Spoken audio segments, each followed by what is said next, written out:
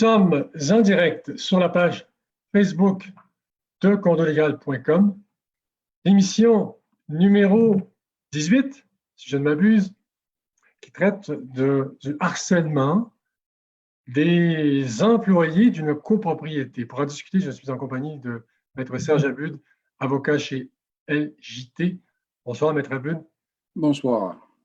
Également, Valérie Couture, gestionnaire de copropriété chez Condo Stratégie. Bonsoir, Valérie. Bonsoir. Le harcèlement des employés dans une copropriété, ce n'est pas une mince affaire. Il peut être exercé par des administrateurs, peut être exercé par des administrateurs, il peut être exercé par des gestionnaires et des copropriétaires.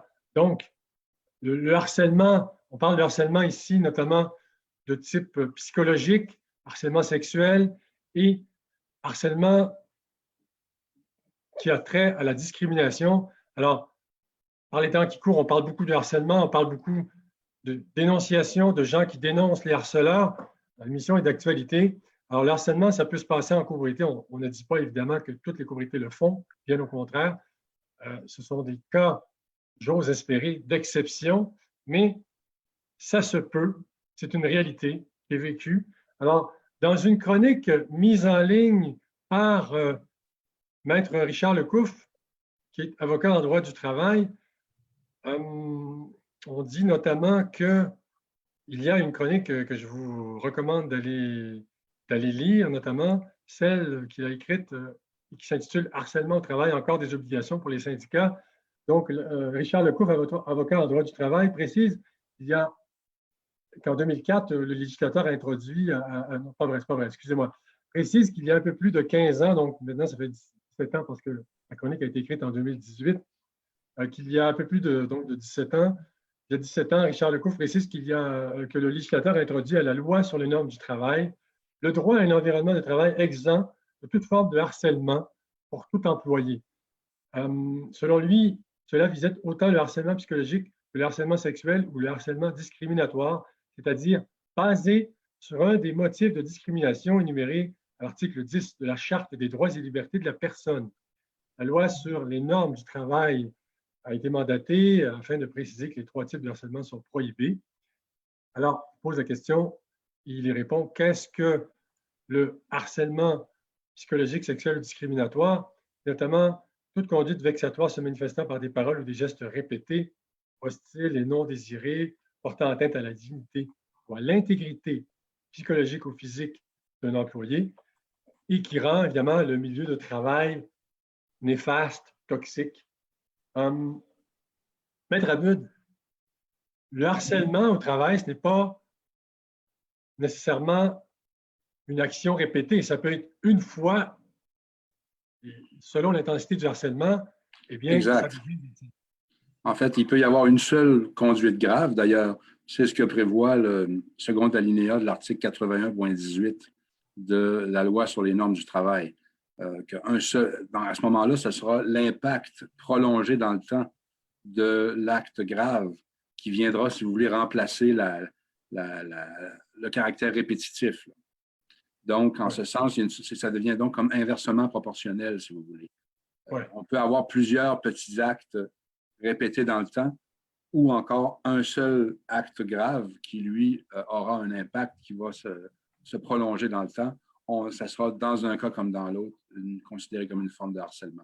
Et Maître Abud, pourriez-vous nous donner quelques exemples de conduites dites vexatoires là, quand on parle de harcèlement? Écoutez, mon Dieu, je peux vous en citer quelques-uns, par exemple, qui ont été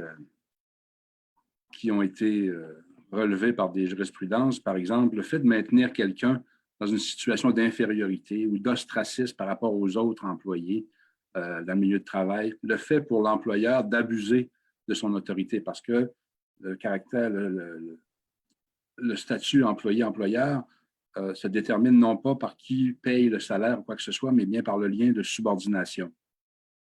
Donc, dans ce lien de subordination-là, il peut y avoir des abus de pouvoir, d'autorité, etc. Là. Donc, ça fait que quelqu'un est vraiment infériorisé par rapport aux autres, son estime de soi s'en trouve gravement atteinte. Évidemment, ce qui est le plus courant, bien sûr, c'est qu'on peut faire des abus de langage, là, des mauvaises blagues, des remarques désobligeantes, des injures, des insultes, des piquets des colères. Humilier quelqu'un de cette façon-là pourrait être considéré, bien sûr, comme une forme de harcèlement. À plus forte raison, peut-être si, par exemple, l'employé est seul avec l'employeur dans l'exécution de ses fonctions, ben, si l'autre, l'employeur, utilise des menaces et met une pression constante qui n'est pas justifiée par la nature du travail, ça pourra être considéré comme une forme de harcèlement. Un autre exemple, par exemple, qu'on a pu trouver, le fait d'installer une caméra de surveillance directement orientée vers quelqu'un pour l'observer constamment à plein temps durant l'exécution de ses tâches, ça peut être considéré comme une forme de harcèlement psychologique, une conduite vraiment vexatoire. Là, Est-ce que c'est légal d'installer une caméra vidéo pour surveiller un courrier? C'est toujours une question. En fait, c'est deux droits pas qui se complètent, mais qui, en fait, doivent être pris en considération. C'est ce qu'on appelle le droit de gérance de l'employeur. C'est qu'il ne faut pas que les normes contre le harcèlement ne viennent pas non plus nuire au droit de gérance. Donc, c'est dans le contexte de l'entreprise, pour que l'entreprise fonctionne bien, est-ce que cette installation de caméra-là est justifiée? C'est comme ça que ça se déterminera. Dans le cas que je vous décris, c'était quelqu'un qui s'était spécifiquement dirigé vers cette personne-là. Alors, évidemment. Alors, il faut évaluer la pertinence, autrement dit. C'est ça. Il ne s'agit pas d'un dispositif de sécurité qui surveille, par exemple, dans les locaux de l'entreprise dans leur totalité. Oui, je comprends. Mais vraiment de mettre en place un dispositif spécifiquement pointé vers quelqu'un, précisément pour l'embêter. Oui, je comprends. Je rappelle que nous sommes en direct sur la page Facebook de condolégal.com. C'est la 18e web radio. Je suis en compagnie de Maître Serge Abud, avocat au cabinet LJT, et de Valérie Couture, gestionnaire de copropriété chez Condo Stratégie. Vous pouvez poser vos questions que je relayerai à nos invités et auxquelles ils répondront avec plaisir. J'ai justement une question ici d'une auditrice. Vers qui un employé victime de harcèlement peut-il se tourner pour trouver de l'aide? Maître Abud. Bon, c'est qu'au départ, il faut comprendre que la loi exige de l'employeur, je vais vous lire l'article de loi qui est en fait, dans la loi des normes du travail, il y a deux articles essentiellement, 81.18, 81.19, parce que 81.20 parle plutôt des employés du secteur public, etc., et des employés qui ont des conventions collectives. Alors, 81.19 dit « Tout salarié a droit à un milieu de travail exempt de harcèlement psychologique ». Donc, énoncé de principe très clair. L'employeur doit, alors on emploie aussi le mot « doit » ici, c'est-à-dire que c'est une obligation qui n'est pas optionnelle, à laquelle on ne peut pas dont on ne peut pas se détourner. Ouais. Alors, l'employeur doit prendre les moyens raisonnables pour prévenir le harcèlement psychologique et lorsqu'une telle conduite est portée à sa connaissance, pour la faire cesser.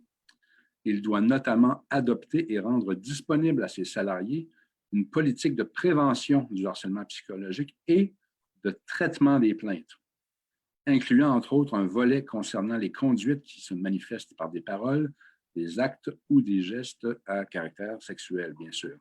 Donc, l'employeur doit mettre en place des mécanismes de prévention.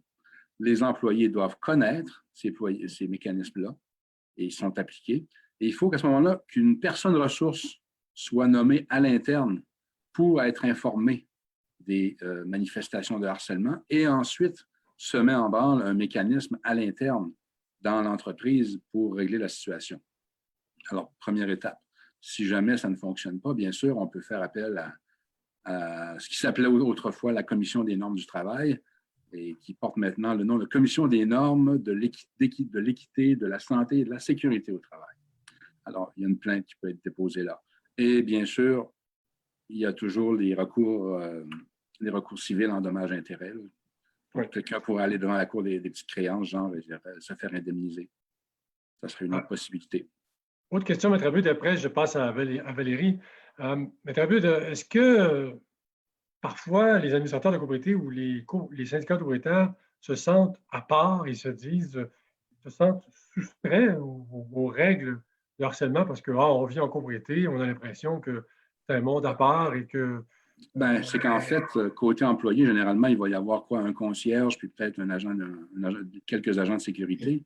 C'est que, disons que, à la rigueur, on pourrait dire que le risque que ça se produise est quand même relativement réduit, mais il n'est pas inexistant, bien sûr. ouais. Alors, de toute évidence, il vaut mieux prévenir que guérir dans ces situations-là. Valérie Couture, en tant que gestionnaire de copropriété, vous gérez plusieurs syndicats de copropriétaires.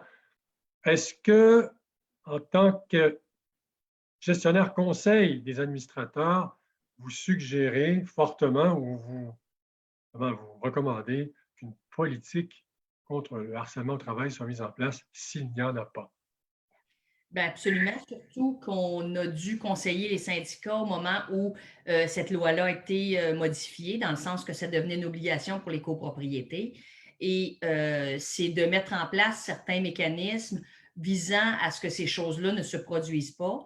Et si elles se produisent, comme Maître Aboud a fait référence à la loi, bien, qu'il y ait certains mécanismes qui soient mis en place pour permettre aux gens de se référer et d'être plus en confiance, de faire un certain règlement de la situation qui se produit.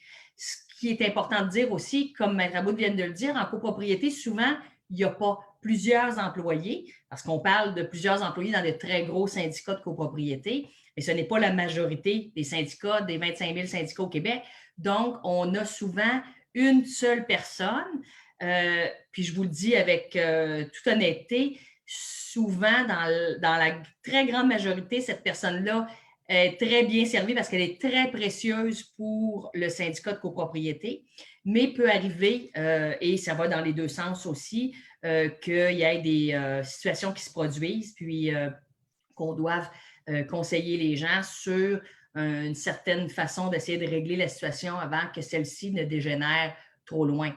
Mais c'est jamais évident quand on est le seul employé du syndicat d'aller se plaindre et ça peut être malheureusement dommageable, même s'il y a plein de recours qui sont possibles. On sait très bien que ça peut être complexe pour un seul concierge dans un immeuble de 200 unités ou quoi que ce soit d'aller se plaindre de son conseil d'administration. Ceci étant, le conseil d'administration est élu à chaque année. Des fois, il y a des changements qui se font pour des administrateurs qui ont des compétences, qui ont du respect, tout ça. Des fois, il y a des gens qui peuvent se glisser. Il n'y a pas des fils aux portes pour devenir administrateur. Donc, des fois, ça peut malheureusement amener des gens qui ont des moins bonnes intentions. Valérie, en tant que gestionnaire sur le terrain, avez-vous été appelé à gérer des situations de harcèlement, de quelque nature qu'il soit? Non, parce que le terme harcèlement, c'est un grand terme qui est très pointu, puis que parfois les gens vont utiliser un petit peu trop rapidement. Ce n'est pas. Moi, je suis très franche chez Condo Stratégie, gérer des situations qui ont dégénéré très gravement. Ça ne m'est pas arrivé et je suis très heureuse de cette situation-là. On a bien d'autres situations qui dégénèrent, donc on n'a pas à s'en situer pour les situations de harcèlement, mais des fois, il faut juste désamorcer parce que les gens peuvent avoir tendance à interpréter une ou deux situations puis dire que c'est du harcèlement et là, on doit le gérer en disant mais écoutez, ce n'est pas. Puis si ça s'avère comme ça, d'essayer d'apporter des moyens de trouver une façon de régler avant que ça dégénère en la cour et tout et tout. Maître Aboud, une autre question d'une auditrice. Un copropriétaire déclaré comme quérulent. Un quérulent, on sait que c'est un plaideur, on dit en droit, c'est un plaideur vexatoire. Ne cesse de revenir sur le passé et d'envoyer des documents répétitifs aux propos mensongers et même diffamatoires. Est-ce considéré comme du harcèlement? Ben, en fait, si vous dites diffamatoire, bien sûr, on parle ici d'atteinte à la réputation. Et dans ce cas-ci, l'atteinte elle-même peut devenir harcelante. Il n'y a aucun doute là-dessus. Là. Alors, c'est sûr que toutes ces notions-là finissent par se recouper harcèlement criminel, harcèlement psychologique, sexuel et également, bien sûr, l'atteinte à la réputation. Ouais. Alors, oui. La question était encore quoi? En fait, la question, c'est est-ce considéré comme du harcèlement le fait de revenir dans le passé tout le temps et de ramener sur la table ce que je lis, là, des propos mensongers et même diffamatoires, évidemment. Ben, si c'est diffamatoire, à ce moment-là, c'est de voir s'il y a une intention de nuire. À ce moment-là, il pourrait y avoir poursuite en atteinte à la réputation. Même si tout ce qui est dit est vrai, ça ne change rien. S'il y a une intention de nuire, il pourrait y avoir poursuite dans le cas d'atteinte à la réputation. Ici, la notion d'harcèlement psychologique ne serait pas applicable en ce sens qu'on n'a pas de lien employeur-employé, ni lien de subordination. Ça n'a comme rien à voir. Alors, il faudrait voir si à ce moment-là, la notion de harcèlement au sens criminel du terme pourrait être applicable, en ce sens que est-ce que la personne ou les personnes qui reçoivent ces messages-là craignent pour leur sécurité, en fait. Ce serait ça là, qui serait l'élément là, qui permettrait vraiment de trancher la situation.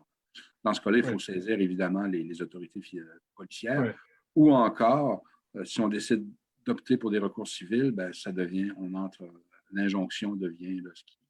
Parce que si j'ai bien compris, Maître Abud, en droit, la diffamation qui fait perdre, si on veut, du lustre à une personne ou qui lui nuit en termes très concrets, là, perte d'emploi, tout ça, c'est condamnable, mais il peut y avoir aussi la diffamation avec l'intention de nuire, c'est bien ça, hein? Voilà. Faire perdre de la considération ou de l'estime de soi de manière publique, ça serait considéré absolument de la diffamation. Il faut voir à ce moment-là s'il en résulte un dommage ou pas. Alors, je précise à nos auditeurs qu'effectivement, nous avions une émission récemment, une web radio sur les administrateurs qui abusent et les copropriétaires harceleurs, mais là, on revient plus spécifiquement au harcèlement sexuel, discriminatoire et psychologique. Je pense qu'il y avait lieu de faire une deuxième émission parce qu'il y a beaucoup de matière quand même là-dedans. Donc, raison pour laquelle nous revenons avec la thématique, mais une thématique un peu déviée, là, on touche à une autre corde sensible. Il y a forcément des points de recoupement, là, c'est inévitable. C'est clair. Donc, Valérie, vous n'avez jamais vraiment été témoin de harcèlement. En fait, Maître Abud, auparavant, se plaindre d'être harcelé psychologiquement, sexuellement ou sur la discrimination, c'est une chose, mais imagine qu'encore une fois, il faut le prouver, ce harcèlement-là. Effectivement. Alors, bien sûr, les moyens de preuve sont... C'est sûr que si on nous envoie des courriels à répétition de façon ininterrompue et constante, on a évidemment une preuve documentaire qui peut tout à fait servir. Autrement, ça devient une question de témoignage et c'est la Cour qui va apprécier la valeur du témoignage. Qui est-ce que la Cour va croire le plus? Mais il est peut-être important à ce moment-là, si les choses se font verbalement, de bien noter là, toutes les occurrences de ce qu'on considère être le harcèlement. Surtout si c'est un caractère cumulatif. Oui. Je pose une question peut-être un peu audacieuse, mais je vous la pose quand même. Est-ce qu'un employé qui se sent harcelé pourrait dissimuler un appareil d'enregistrement dans sa poche intérieure pour fournir en tant que preuve devant un juge, par exemple? À ce moment-là, ce serait à la Cour de décider si l'admission de cette preuve déconsidère l'administration de la justice ou pas. C'est vraiment quelque chose qui se déterminerait là, dans les circonstances. Mais vous dire quelque chose d'intéressant? Oui, si effectivement là, le harcèlement est très intense, continu, je pense que ça pourrait être quelque chose, oui, qu'il faut considérer là, de la part de l'employé, effectivement. Je vous pose la question, Maître Abud, est-ce qu'une personne, posons-là, c'est très, très, très, très basique, là, est-ce qu'une personne peut en enregistrer une autre à son insu? Je ne croirais pas. Il faut que l'autre soit au courant de l'existence de l'enregistrement. C'est pour ça que si jamais on enregistre à l'insu, à ce moment-là, c'est la Cour qui décide si l'admission en preuve de l'enregistrement va ou non déconsidérer l'administration de la justice.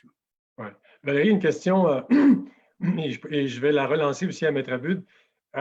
Trouble de voisinage, vous en avez sûrement géré plusieurs. Est-ce que vous avez eu vent ou entendu des gens dire qu'un voisin me harcèle prétextant que je fais du bruit alors que je ne fais pas de bruit? Qui a tort, qui a raison? Comment on gère ça, Valérie?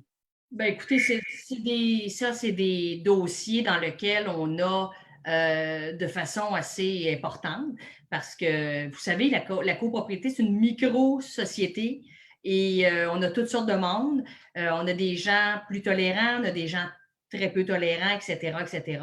Et souvent, les gens, comme je disais tout à l'heure, les gens m'ont tenté de dire, bon, celui-là, il fait du bruit toujours à la même heure, juste pour m'agacer, juste pour me tirailler, tout ça. Et ça fait plus que 4 fois qu'il fait ça, donc c'est du harcèlement et tout ça. Les gens mélangent beaucoup, beaucoup de termes et d'événements ensemble.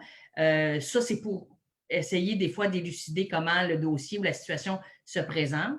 Et par la suite, comme gestionnaire, avec le conseil d'administration, on doit valider un peu l'historique de la situation, jusqu'à quel point le syndicat veut s'engager dans ce type de dossier-là et jusqu'à quel point il doit s'engager parce que légalement, on a déjà fait des web radios avant et on doit, comme syndicat, prendre les mesures nécessaires pour que certaines choses ne se produisent pas ou peu. Donc, c'est sûr que des fois, les gens ont tendance à tartiner beaucoup avec le mot harcèlement et je suis contente parce que Maître Abud amène les vraies choses sur ça parce qu'on ne peut pas traiter tout le monde d'harceleur ou tout événement harcelant. C'est très important de faire la distinction entre une chicane, un désaccord et du harcèlement. Mais c'est sûr qu'il y a toutes sortes de gens en copropriété et des fois, les conseils d'administration vont recevoir des messages écrits en gros caractères. Ils vont considérer ça comme du harcèlement parce que ça fait 3 fois que le monsieur ou la personne, la madame, écrit la même courriel ou sensiblement pareil. Donc, il y a différentes petites situations qu'on essaie de désamorcer assez rapidement. Oui, j'aimerais être un peu vous allez dire quelque chose, mais être victime de harcèlement, c'est une chose, mais si on accuse à quelqu'un à tort de le harceler, ça peut se retourner contre cette personne. Ben, à ce moment-là, il faut que l'accusation soit elle-même, relève elle-même du harcèlement. Oui. Il ne suffit pas d'employer le mot pour que ça en soit nécessairement. Oui, c'est ça. Donc, ça peut se jouer des deux côtés. C'est une arme à double tranchant, si on veut. Là, hein. Mais ce que je voulais dire tout à l'heure, c'est par rapport aux interventions du syndicat, il faut toujours, bien sûr, que ce soit permis dans la déclaration de copropriété. Là. Si effectivement, il y a un conflit de personnalité entre 2 copropriétaires, est-ce que le syndicat doit nécessairement intervenir? J'en suis pas nécessairement certain. Là. Oui. Donc, c'est de voir, est-ce qu'il est contrevenu quelque part à la déclaration de copropriété? C'est là que ça pourrait se jouer par rapport à l'intervention du syndicat. C'est pour ça que par rapport aux questions de bruit, il me semble évident qu'ici, là, on a du trouble de jouissance dans lequel le syndicat peut intervenir. Mais si 2 personnes se détestent et s'envoient promener et s'invectivent et tout ça, je vois mal comment le syndicat pourrait intervenir dans ça, à moins que les intérêts de la copropriété ou de la collectivité des copropriétaires puissent s'en trouver affectés. Oui, ils sont en jeu, c'est ça. Une question, Maître Abud, une auditrice nous dit, pour avoir pris la défense d'un copropriétaire qui se disait lésé par le conseil d'administration, le CA lui a par la suite, lui en a fait payer le prix et d'une manière salée. Il faudrait savoir plus spécifiquement qu'est-ce qui s'est passé. Oui, alors voilà, il y avait une forme de boycott exercée contre cette personne, c'est-à-dire lorsque, par exemple, il fallait nettoyer tous les conduits de sécheuse, le CA disait ne nettoyez pas son conduit de sécheuse. Les fenêtres, même chose, ne nettoyez pas ses fenêtres. Alors, elle est copropriétaire, ce n'est pas une employée, mais est-ce qu'elle aurait pu avoir un recours contre le CA? Bien, ça me semble évident dans ce cas-ci, puisque le syndicat néglige de remplir ses obligations envers elle. Alors, on ne peut pas, bien sûr, faire ça de manière punitive. Là. Ça me semble totalement inadmissible. Et à ce moment-là, voyez-vous, si on transpose des principes qui sont appliqués dans les cas de droit du travail, le fait, par exemple, d'ignorer complètement un employé est considéré comme une forme de harcèlement. Alors, clairement, ici, est-ce que ce serait du harcèlement? On pourrait employer le mot, mais de toute évidence, il y a conduite fautive de toute façon par le simple fait de négliger de remplir ses obligations envers le propriétaire. Oui. Une auditrice nous pose une autre question pertinente. Parce que c'est vrai que dans une émission, une web radio précédente, la thématique traitait de la réécriture de la déclaration de copropriété. Est-ce que dans la déclaration, Maître Abud, on peut inscrire des clauses qui parlent de harcèlement et qu'est-ce qu'on peut y mettre? C'est un peu difficile en ce sens que le syndicat de copropriété a des objets qui sont spécifiques comme personne morale, tel qu'énuméré à l'article 1039. Est-ce que de régler la bonne entente entre copropriétaires peut être couvert par ça? J'en doute fort, mais Bien sûr, on peut écrire dans la déclaration que les courriels devraient s'abstenir d'harceler le conseil ou tout ça, mais encore faudrait-il que lorsqu'on vient pour faire respecter cette disposition-là, qu'on a des critères qui soient clairs et pertinents là, pour pas qu'on se lance dans l'arbitraire complet et que ce soit simplement, si vous voulez, les sentiments personnels des gens qui deviennent des critères. Je pense que si on mettait une telle disposition dans une déclaration, on risquerait peut-être de se compliquer la vie plus qu'autre chose. Oui. OK, dans le sens que c'est pas évident, c'est pas clair, c'est pas précis. C'est que, voyez-vous, dans les cas de harcèlement qui sont judiciarisés, oui, il y a des critères qui sont appliqués, mais généralement, ça va être du cas par cas. Alors, à ce moment-là, est-ce que le syndicat peut décider d'être juge et partie et de dire, ben, on considère que nos administrateurs sont harcelés, à ce moment-là, on va vous donner une pénalité de 50 $ à chaque fois que vous vous adressez à nous. Ouais, regardez, ça peut aller loin, disons, c'est la proverbiale pente glissante. Ouais. Valérie Couture, le harcèlement peut aussi se manifester par des courriels répétitifs, des courriels offensants. Est-ce que vous en voyez souvent? Est-ce que dans vos copropriétés, ça arrive, ce genre de choses? Effectivement, ça arrive. Écoutez, le courriel et tous les autres moyens de communication maintenant à la disposition de tout le monde peut favoriser des mauvais échanges dans le sens où des gens peuvent penser qu'ils peuvent écrire n'importe quoi. Mais souvent, laisser une trace écrite, c'est encore pire, mais on voit quand même beaucoup de gens écrire des courriels de façon directement au conseil d'administration, de façon Cavalière? Vraiment de méchant et parfois à répétition en demandant toujours la même chose et des situations particulières. On en voit de plus en plus, je dirais.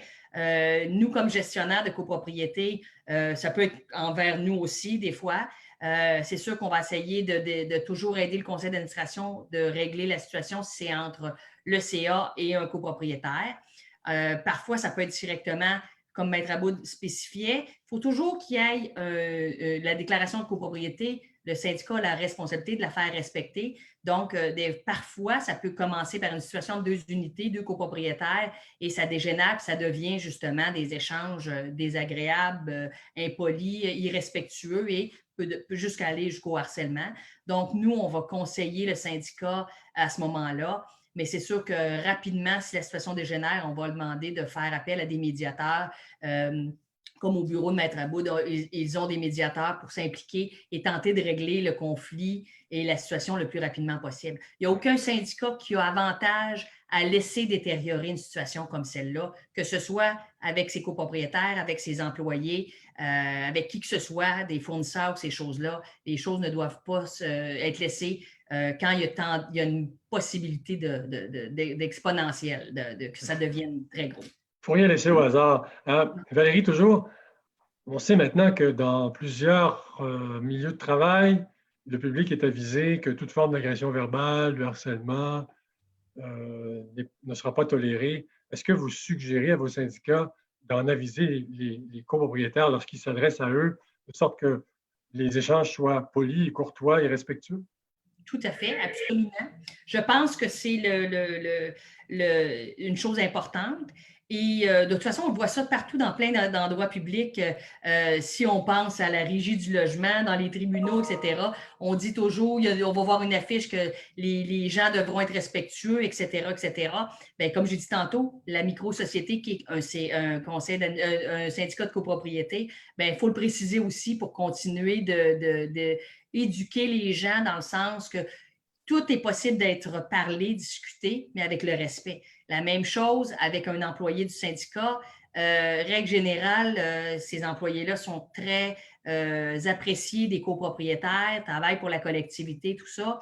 Malgré que des fois, on a des gens qui sont l'employé qui peuvent être plus difficiles et on a des copropriétaires qui peuvent être très difficiles envers les gens du syndicat. Puis des fois, je trouve que les gens maintenant se laissent emporter aussi assez rapidement. Donc, oui. Ça peut être une situation particulière qui va faire que la personne va exploser, mais ce n'est pas toujours très, très gentil ou très beau à voir. Oui, petit détail que je voulais apporter aussi, entre autres, quand ce qui est de la question des courriels, généralement, ça dégénère lorsqu'on le syndicat décide de ne pas répondre ou de laisser aller. Alors, une attitude, à mon sens, qu'il faut toujours éviter, c'est de vraiment personnaliser les rapports avec les gens qui peuvent être dérangeants. En ce sens que autant le gestionnaire que l'administrateur, à mon sens, devrait considérer qu'il agit comme mandataire du syndicat et à ce moment-là, qu'il remplit une fonction. Et combien de fois j'ai vu, lui, c'est un fou, c'est un fatigant, c'est comme si on a décidé qu'on l'ignorait puis qu'on n'y répondait plus. Ouais. Bien là, exactement, là, on a jeté de l'huile sur le feu de la pire façon. Et à ce moment-là, il n'y a pas d'autre solution que de dire, voici comment dois-je agir, prudence et diligence comme administrateur. C'est ce qu'il faut faire. J'ignore qui est la personne et pourquoi elle me dérange. Et à ce moment-là, on s'arme soi-même, d'autant mieux s'il doit y avoir judiciarisation par la suite. Oui, c'est ça, parce qu'il ne faut pas prendre les choses personnellement et vraiment agir avec professionnalisme, c'est le cas de le dire. Maître Abud, le harcèlement, ça peut être entre les lignes, ça peut être insidieux. Ça peut être genre, je vous harcèle, mais je ne vous le dis pas. Par exemple, dans le ton. Un propriétaire qui s'adresse aux administrateurs ou l'inverse, avec un ton condescendant, un ton autoritaire, une attitude déplaisante, ça peut être une forme de harcèlement, ça aussi. Ça peut être une forme de harcèlement, mais là encore faut-il, à ce moment-là, si, mettons, un recours est exercé dans un milieu de travail, par exemple, la question va être de savoir, oui, on va partir de la subjectivité de l'employé, dans ce cas-ci, ou peu importe la personne concernée, et on va dire, oui, on se considère harcelé, mais éventuellement, il faut avoir un critère qui est celui de la personne raisonnable. Est-ce que toute personne raisonnable mise dans une situation comme ça considérait que c'était un harcèlement? Alors, à ce moment-là, il risquerait que, même si on a pu justifier qu'une plainte soit déposée, est-ce qu'elle se rendrait bien loin en vertu de ce que croirait une personne raisonnable dans les circonstances? C'est loin d'être garanti, là. Oui, commentaire d'une auditrice, on demande beaucoup au CA afin qu'il agisse avec diligence et quand le jour où l'on obligera les acheteurs à suivre une séance d'information sur ce que représente l'achat d'un condo, dont la question du harcèlement. Beaucoup de gens se sentent propriétaires à 100% quand ça les arrange. Les locataires, quand vient le temps de s'impliquer, de s'engager, sont des personnes qui souvent font fi des règles. C'est désolant. Question, je la pose, elle vient d'apparaître. Je crois que ce n'est pas nécessairement hors d'ordre. À Mme Valérie Couture, en tant que gestionnaire de copropriété, que fait le gestionnaire de copropriété quand il y a un CA déjà existant? Que celui-ci, oui, voilà, c'est une question hors contexte, mais on va quand même y répondre. Est-ce que celui-ci gère la copropriété? La réponse est non. Vous êtes l'exécutant des administrateurs, mais je vous laisse expliquer davantage. Effectivement, le syndicat de copropriété doit avoir un conseil d'administration qui, celui-ci, prend les décisions concernant toute la copropriété, autant financière que dans l'entretien du bâtiment, etc. Le gestionnaire récupère des tâches pour alléger la fonction des administrateurs, que ce soit des petites copropriétés ou des grandes copropriétés, dans les trois sphères, que ce soit administratif, donc répondre aux copropriétaires et tout ça, la comptabilité, tenir la comptabilité complète du syndicat et selon les règles de l'art. Et du côté du bâtiment, bien, voir au respect des études de fonds de prévoyance, carnet d'entretien, assurer les renouvellements de contrats et tout ça. Mais c'est sûr que c'est des questions qui nous sont posées souvent quand les gens ne veulent plus administrer. Est-ce que vous pouvez remplacer nos administrateurs? La réponse est non. On travaille avec la collaboration des administrateurs. On peut exécuter plusieurs tâches, mais un syndicat de copropriété a besoin d'un conseil d'administration ayant le quorum pour siéger. Donc, l'idéal avoir un seul administrateur, ce n'est pas du tout la bonne chose. Malheureusement, ces temps-ci, ça nous arrive d'être confrontés à ça parce qu'il y a de moins en moins de gens qui sont disponibles ou ont le goût de s'investir parce que c'est un très gros travail et une très grande responsabilité. Oui, et je vous dirais que le gestionnaire de copropriété pour un administrateur, un bon gestionnaire de copropriété comme Valérie, Merci. Oui, voilà, je le dis parce que je le pense, parce que c'est vrai. Peut-être un intermédiaire judicieux entre l'administrateur et un copropriétaire, et ça peut détendre l'administrateur et parce que l'administrateur délègue le gestionnaire pour accomplir une tâche ou une autre, par exemple, peut-être aussi simple que la perception des frais de condo ou de faire assurer le respect d'un règlement de l'immeuble ou autre. Alors, le fait d'avoir un gestionnaire crée une certaine distance, on ne peut pas dire une déconnexion, mais une distance saine qui fait en sorte que tout le monde pourrait ne s'apporter que mieux. Tout à fait. Et quand vous faites référence à ça, dans le terme qui nous concerne ce soir, quand il y a des situations difficiles, quand on a juste des administrateurs qui sont dans la copropriété, ça devient un autre enjeu aussi. Tandis que quand il y a une personne de l'externe, pour les copropriétaires, c'est plus simple s'il y a une demande à faire qui sont moins à l'aise de le faire à des voisins qui vont débarrer leurs portes une à côté de l'autre ou des choses comme ça. Et juste encore, avant l'émission, je terminais un conseil d'administration et je disais à mes administrateurs, parce que les gens travaillent très fort. Dans les grands syndicats, les moyens syndicats, même les petits, parce que souvent, ils ne sont même pas tout à fait trois pour réaliser les tâches, mais les gens travaillent très fort et en prennent énormément sur leurs épaules. Et quand ils arrivent pour demander à une firme de gestion de prendre de l'aide, c'est qu'ils sont rendus au bout du rouleau souvent. Moi, je dis à mes administrateurs, arrêtez de tout faire, puis il faut que la collectivité comprenne qu'un administrateur est là pour la prise de décision, etc. Et nous, comme gestionnaires, on doit exécuter les commandes. Mais les gens s'investissent énormément et après, là, ils abandonnent puis ils disent « je suis plus capable, je suis fatigué ». C'est très exigeant. C'est triste et dommageable. C'est triste et dommage, mais cette finalité n'est pas souhaitable, mais elle se produit malheureusement. Je reviens au harcèlement, Maître Abud. Oui? Juste pour compléter, vous parliez tantôt justement Mme Couture parlait des moments où il n'y a plus de conseils, genre où les gens délaissent. Est-ce que le gestionnaire peut prendre la place? Non, bien sûr. Mais les gens doivent savoir qu'il existe des recours judiciaires dans ce cas-là. Avec les articles 341 et 1086.3 du Code civil, je peux en faire rapidement la lecture. Oui. 341 dit « Si en cas d'empêchement ou par suite de l'opposition systématique de certains administrateurs, le Conseil ne peut plus agir selon la règle de la majorité ou selon une autre proportion prévue.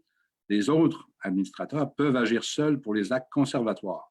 Ils peuvent agir seuls pour des actes qui demandent célérité s'ils y sont autorisés par le tribunal. » Le deuxième alinéa va dire « Lorsque la situation persiste et que l'administration s'en trouve sérieusement entravée, le tribunal peut, à la demande d'un intéressé, donc ce qui peut inclure tout à fait un copropriétaire, dispenser les administrateurs d'agir suivant la proportion prévue, diviser leurs fonctions, accorder une voix prépondérante à l'un d'entre eux et ou rendre toute ordonnance qu'il estime appropriée suivant les circonstances. » L'article 1086.3, qui est nouveau, qui vient compléter celui-là, dit, outre les règles prévues à l'article 341, si les administrateurs ne peuvent, en cas d'empêchement ou par suite de l'opposition systématique de certains d'entre eux, agir à la majorité ou selon la proportion prévue, le tribunal peut, à la demande d'un administrateur ou d'un copropriétaire, rendre toute ordonnance qu'il estime appropriée dans les circonstances.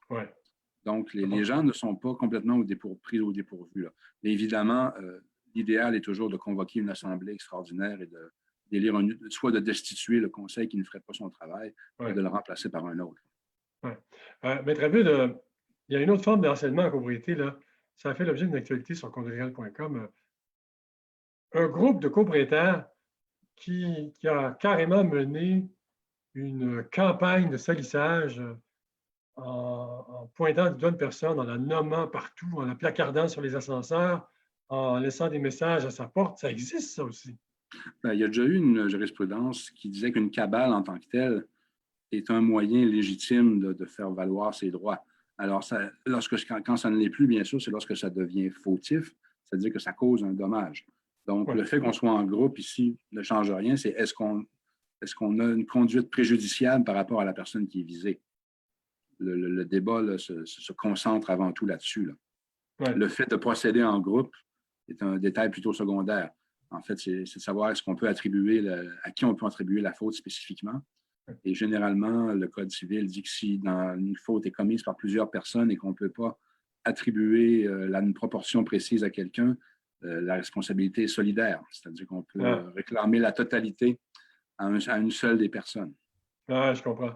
Alors là, mesdames, messieurs, je réalise que je blanchis à vue d'œil. J'ai un problème d'éclairage. la réalité est tout autre. Voilà. Il faudra faire l'ajustement éventuellement. Je m'en excuse. Je vais essayer de rester là jusqu'à la fin. Si je me dissous éventuellement, ben, les invités prendront la relève. Donc, le harcèlement, Maître Abud, peut se traduire par la diffamation. Hein. La diffamation, c'est une forme de harcèlement aussi, d'une certaine manière. On vient de donner l'exemple de gens qui... En fait, les critères d'évaluation ne sont pas les mêmes. Alors, si une diffamation pourrait devenir harcelante si elle devient répétitive, bien sûr, et du fait, si plus que le harcèlement peut se traduire par l'emploi d'un langage abusif, ce serait dans ce cas-ci, à ce niveau-là, qu'on pourrait opérer un recoupement. Ouais. Une autre question, après je passe à Valérie. J'ai déjà posé la question, mais advenant qu'une copropriété n'est plus l'administrateur, les gens trop âgés, manquent de compétences, ne parlent pas la langue française. Je ne vous entends plus. Là. Vous ne m'entendez plus? Et là, vous m'entendez? Maintenant, oui. OK. Alors, je reprends la question. Advenant qu'une copropriété n'est plus l'administrateur, les gens sont trop âgés, ne sont pas aptes à administrer parce que méconnaissance du rôle d'administrateur ou ne parlent pas la langue parlée dans la copropriété. Qu'arrive-t-il? Parce que si une copropriété est aux prises avec du harcèlement, je peux imaginer que tout le monde débarque, tout le monde s'en va. Personne ne veut, comment dirais-je, personne ne veut prendre en charge la chose. On s'en lave les mains. Qu'arrive-t-il en pareil cas? Bon, il faut dire dans un premier temps que de plus en plus, les déclarations disent que ce n'est pas obligatoire d'être copropriétaire pour être administrateur. Donc, on pourrait, à la rigueur, trouver des gens de l'extérieur, les élire et les rémunérer pour qu'ils forment un conseil d'administration.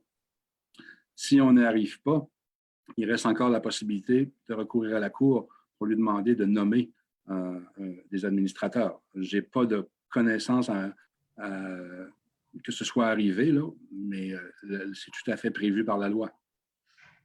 Oui, donc il y a comme une forme de tutelle qui peut être prise par le tribunal. Est-ce que c'est un peu ça? Ou... Est-ce que c'est une tutelle? Non, parce qu'à ce moment-là, ce n'est pas le tribunal lui-même qui administre, c'est le tribunal qui nomme les administrateurs. Oui, OK. Alors, c'est prévu au deuxième alinéa de l'article 1084 du Code civil. OK. Alors, ceux qui s'intéressent, vous pourrez aller voir l'article.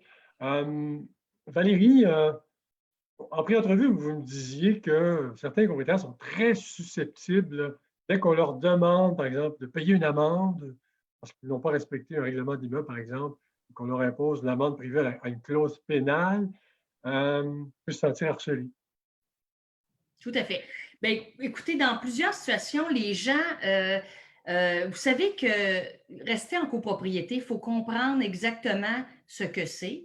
Alors, c'est une habitation collectivement que les gens détiennent, mais il y a plusieurs personnes qui pensent qu'ils sont en copropriété et ils ont le rôle de locataire de temps en temps et quand ça va bien, de copropriétaire. Mais pour une grande copropriété, je donne par exemple quelqu'un qui se fait envoyer une amende parce que sa voiture a coulé dans le stationnement. Je donne ça comme exemple parce que ça arrive souvent. Là, les gens, on leur demande, ils ne répondent pas, ils disent « je vais le faire demain », on retourne une deuxième avis en disant « ça va être la dernière fois, sans quoi on va appliquer les règlements », tout ça.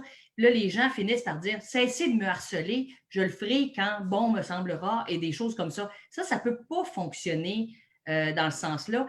Et les gens ne peuvent pas non plus dire qu'on les harcèle quand il y a une situation qui est en lien avec la déclaration de copropriété, ces choses-là. Le conseil, malheureusement, a l'odieux de toujours être obligé de faire... On n'envoie pas de lettre aux gens pour dire hey, « vous êtes un super bon copropriétaire, continuez comme ça ». On envoie des écrits quand ça ne va pas bien. On appelle un avocat quand ça ne va pas bien parce qu'on n'est plus capable de s'entendre. Il y a plein de situations comme ça, mais c'est jamais simple de faire respecter. Et souvent, les gens, je trouve que ces temps-ci, ont la patience très courte dans ce sens-là pour dire et mettre le mot harcèlement et tout ça. Et c'est pour ça aussi que dans l'imposition de pénalités, justement, il faut vraiment établir une procédure extrêmement claire et précise qui fait en sorte que le copropriétaire ne peut plus accuser le conseil d'administration d'arbitraire ou d'avoir une attitude spécifiquement tournée vers lui.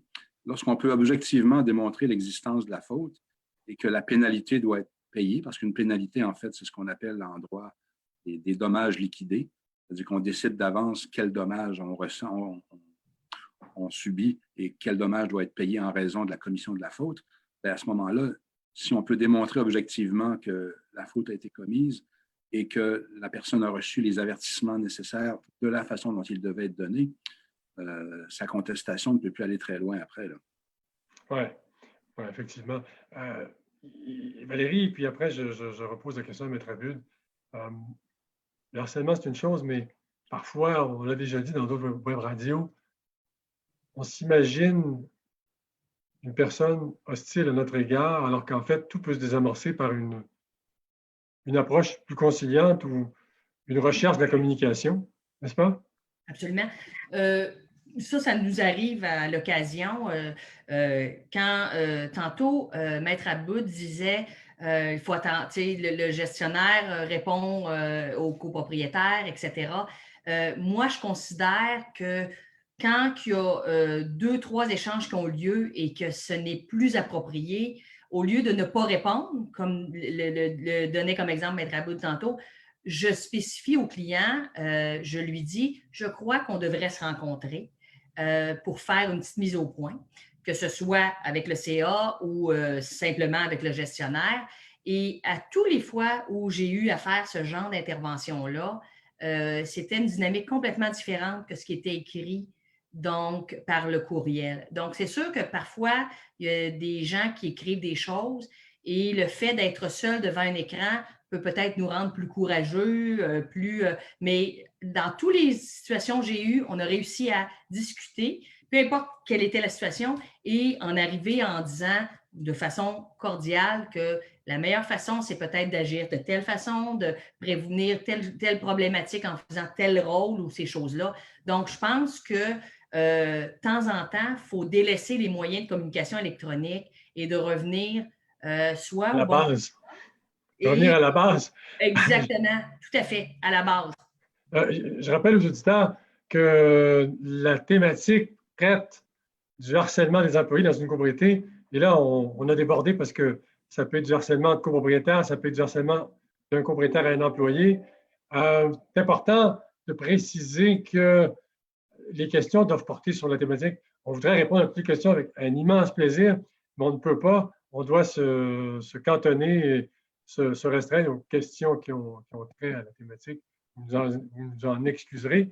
Maître Abud, la médiation. Oui.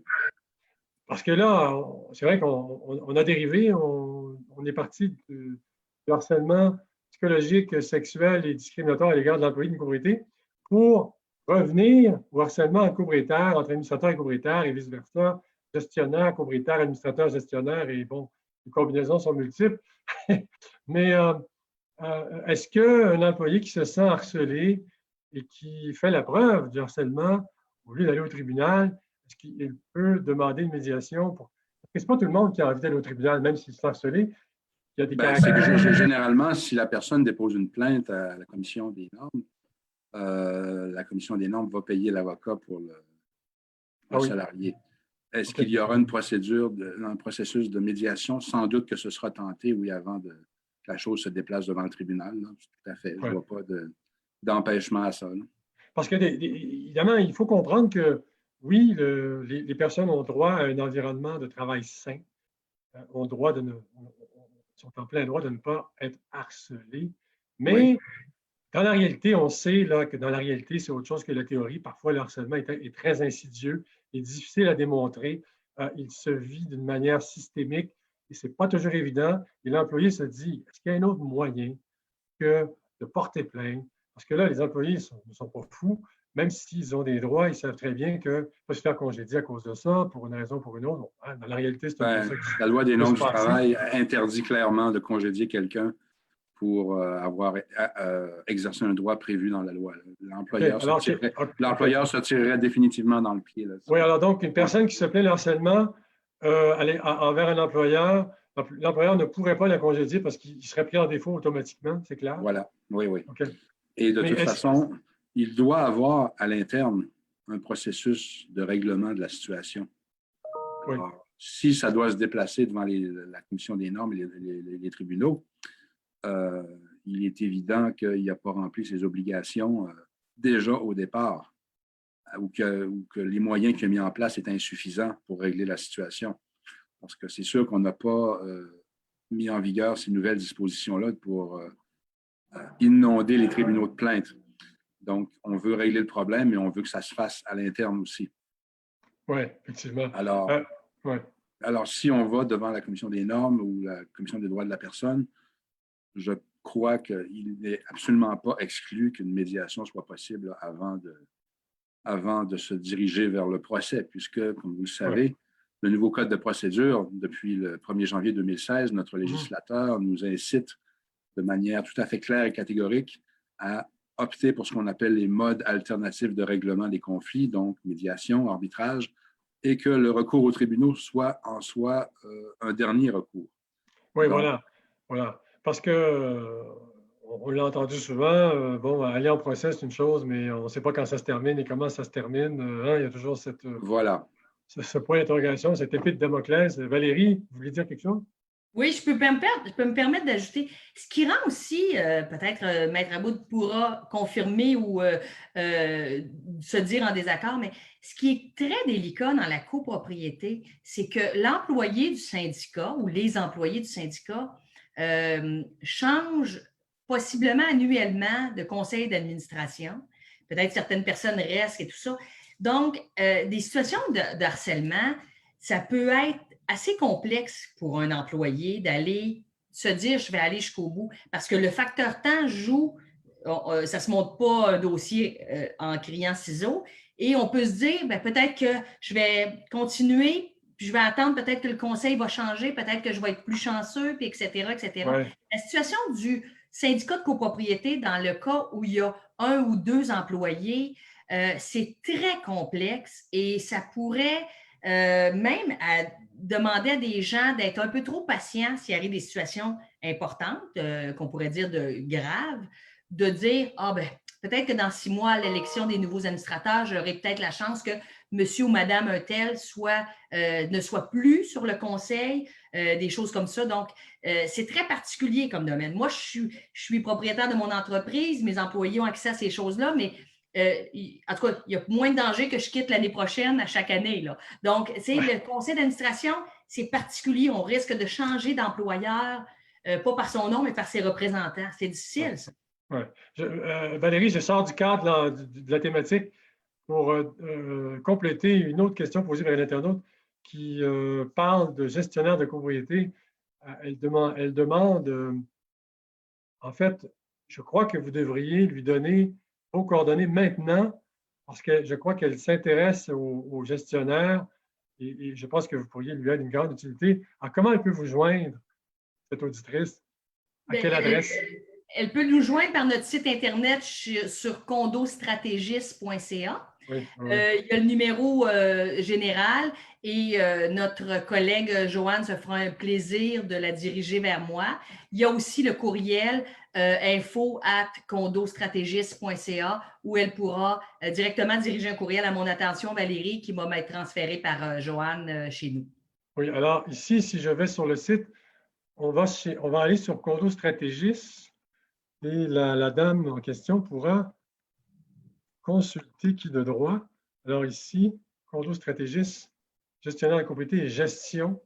Donc, en vous rendant à cette adresse, condostratégie.ca, vous aurez réponse à toutes vos questions. Voilà. Exact. Ça me fera plaisir. Ça me fera plaisir de lui répondre. J'ai déjà fait le même scénario avec d'autres qui ont écouté la web radio. Voilà, bon, c'est extraordinaire. Alors, on a parlé de médiation, Maître Abud, mais on peut se rendre à l'arbitrage aussi. Là. Puis l'arbitrage, corrigez-moi si je me trompe, c'est une forme d'audition au tribunal sans en être une parce que la décision rendue est sans appel. L'arbitrage, oui.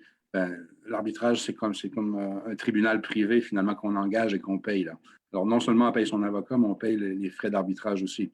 Alors, pour procéder par arbitrage, il faut voir, premièrement, s'il existe ce qu'on appelle une clause compromissoire dans la déclaration de copropriété qui oblige à l'arbitrage.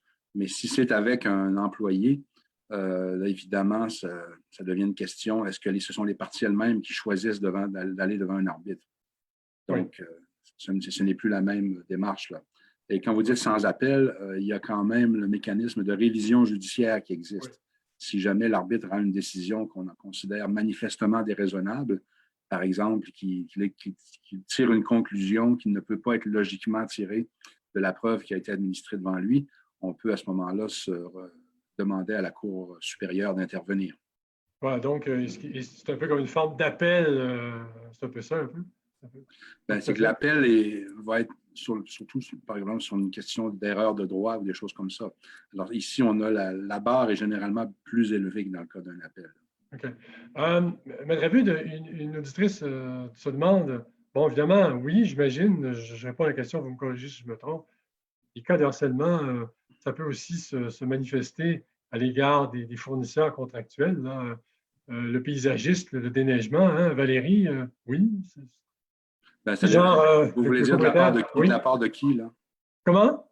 De la part de qui? Ah, de la part d'un copropriétaire, par exemple, qui pourrait aller voir le déneigeur pour dire, donner des directives ou… Ben, c'est que dans ce cas-ci, le déneigeur devrait lui expliquer qu'il n'y a pas de lien contractuel avec le copropriétaire. Oui, voilà. Son lien est avec le syndicat, personne morale indépendante de ses membres. Oui, voilà, effectivement.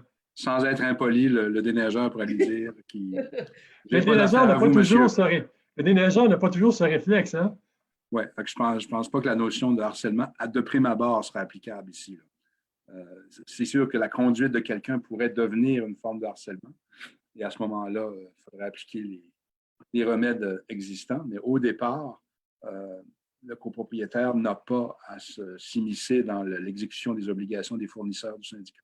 Et c'est aux administrateurs de le rappeler à l'ordre, ce copropriétaire. Voilà. Ou si le copropriétaire a raison, de lui dire de faire ce que le copropriétaire veut. Là.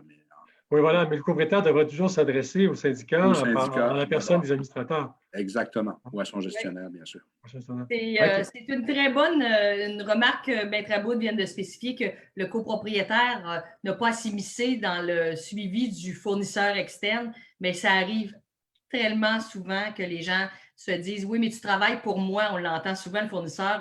Ces temps-ci, nos fournisseurs, il faut faire attention parce que les gens sont très occupés, sont très en demande, des bons fournisseurs. Et souvent, on a des copropriétaires qui viennent des fois, certains copropriétaires viennent gâcher la sauce, mais c'est pas éligible au harcèlement, puis c'est mieux comme ça. Et ceci étant, ça m'amène à juste spécifier que beaucoup de fournisseurs externes sont très présents dans la copropriété. Et justement, les gens les mélangent entre un employé du syndicat et avec le rôle d'un fournisseur externe qui est une firme d'entretien qui vient tous les matins ou quoi que ce soit. Des fois, les gens sont mélangés avec qui est l'employé du syndicat. Et oui, la possibilité existerait même que si un copropriétaire est trop insistant auprès d'un fournisseur et cause un préjudice au syndicat, il s'expose lui-même à devoir payer des dommages-intérêts au syndicat si ça entraîne des coûts supplémentaires. Si le fournisseur démissionne ou se retire parce que se dit harcelé par le copropriétaire en question, peut-être? Peut-être, mais l'idée, c'est de savoir est-ce que ça cause un préjudice au syndicat. Oui, voilà. Est-ce que la question est posée à l'inverse? C'est intéressant. Est-ce que si le fournisseur qui harcèle le copropriétaire, c'est possible, ça?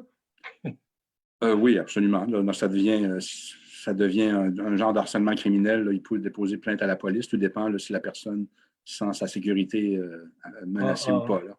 Oui, mais regardez dans les faits, qu'un fournisseur s'en prenne à un copropriétaire comme ça, il sait très bien qu'il s'expose ça ne sera pas très bon pour ses affaires pour la suite.